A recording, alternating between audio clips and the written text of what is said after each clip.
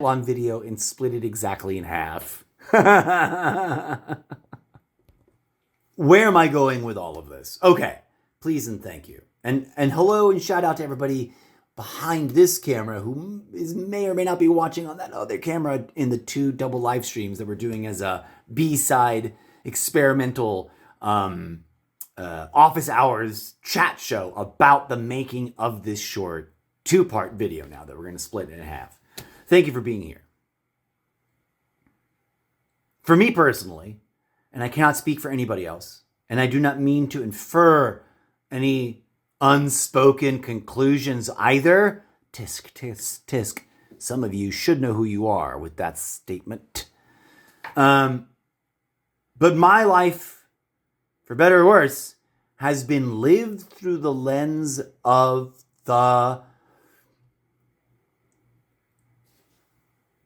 puzzle, enigma, mystery that is Christianity in its broadest sense, which includes, of course, many, many, many, many, many disparate, different, and confusing components, at the core of which there is always simply this. What did he say? What did he teach? And what was the point? Well, why are we suddenly talking about the words of Yeshua Christos? I'm not trying to push a religion. I've weirdly been accused of that a few times. You know who you are. I'm not, because I don't abide by. After a lifetime of honest, sincere, unbiased, to the best of my ability, pin on the corkboard, we've talked about inherent bias, and there's plenty of discussion about that to be had, and we can go around in circles, and I've had my contribution to that already. But I've spent a broad portion of the bandwidth of my critical thinking skills, and of my mind, of my imagination. And yes, I think there's absolutely nothing wrong with having an imaginative life, a life of thought and exploration and whimsical visualization in the theater of the imagination. Pin on the corkboard, I've had a podcast episode, and I'll need to come full circle and do it again. I have a whole other podcast episode about imagination and why we treat it so duplicitously. We do imagination so dirty and then pretend that we love it so much and then do it so dirty again, right? Because how many of you have mocked and dismissed and or laughed at or chided something or someone for their whimsical and childish imagination and the things that they've imagined? And yet, without the power of imagining things, we would have never done any of it. And pin on the corkboard, take note of the double-edged sword that is the power of imagination, because how else does one get themselves to a place of believing in something that cannot be proven? And I know that I sound like I'm contradicting myself, but I'm not. And how can someone bring themselves to the point of believing in something that cannot be proven and then taking action based on those beliefs? It's a conundrum. It's a mystery. And it is, if it isn't clear to you, part of what's going on in our world today. And that is overwhelming. All of that is overwhelming because it's all interconnected, right?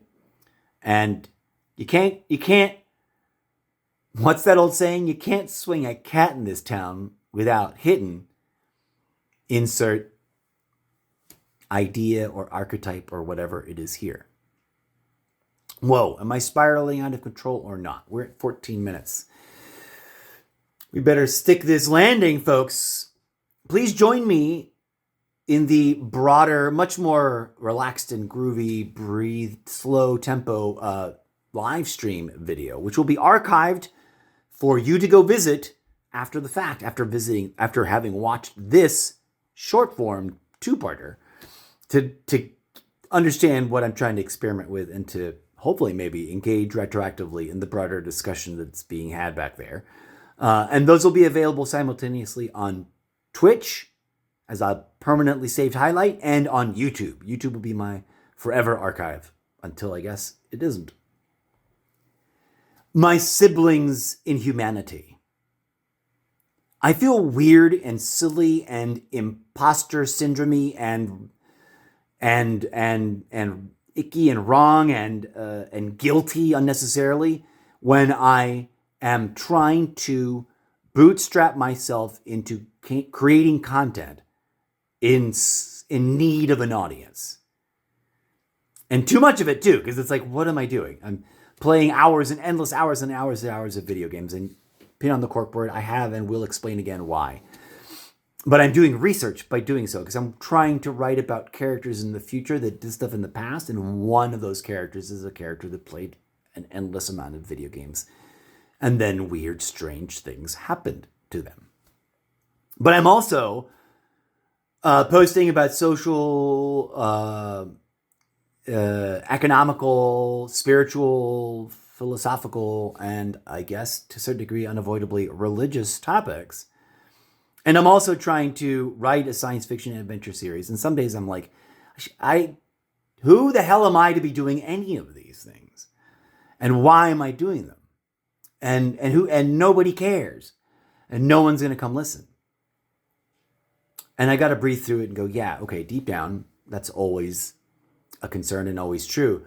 But my answer when I'm thinking clearly, when I've got the clarity with me, when the Spirit is upon me, is because deep down, I have a few things to say. I now want to couch them in this project of many projects and in this hitherto unwritten book series so that they can be read and discussed and debated and thought about by others.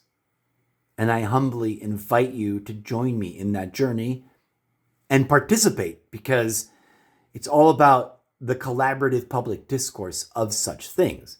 And at the center, if one of my earlier videos was about how healing is at the center of my message, let me share with you one key and hopefully not too controversial thing that I think is true.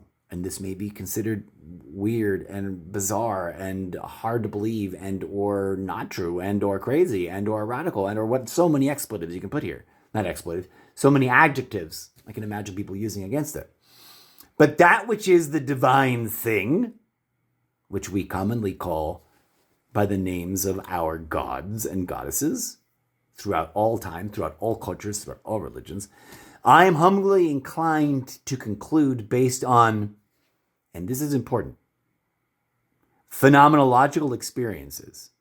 And I'm not claiming to be anything special. I'm not claiming to be a chosen one or blah, blah, blah. But I just mean life is life, and life is aliveness, and aliveness is that divinity. And it doesn't want to do any of the crazy things that the most extreme and disturbing and profoundly alarming of the self-proclaimed organized religions are doing, want to do, and are trying to do, especially not here in the United States of America, where we are seriously facing an attempt, sly and distractionary and riddled with crazy chaos to try to keep people off foot, as it may be presenting. I can't, after watching the last 40 years of American history, I can't not say, I could be wrong, but I think we're deeply in danger of having a ethno-nationalist theocracy imposed upon us. One which, if Yeshua Christos himself were here right now, he would immediately work to topple and dissemble and heal, because he would not bend the knee to it.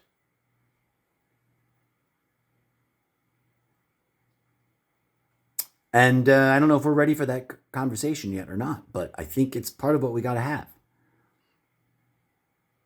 Let me know what you think in the comments. And join us in the long-form videos that will be, from now on, part of the creation of these short-form videos, and join in the discussion in the broadest sense possible. May peace, love, and grooviness blossom in your hearts. And may we all find a way to survive what's going on and make a living and continue to build towards a better, more humane, more just, more wonderful place for all of us to share, because that's what it's at, folks. We're all stuck here on this planet together, no matter how you slice it.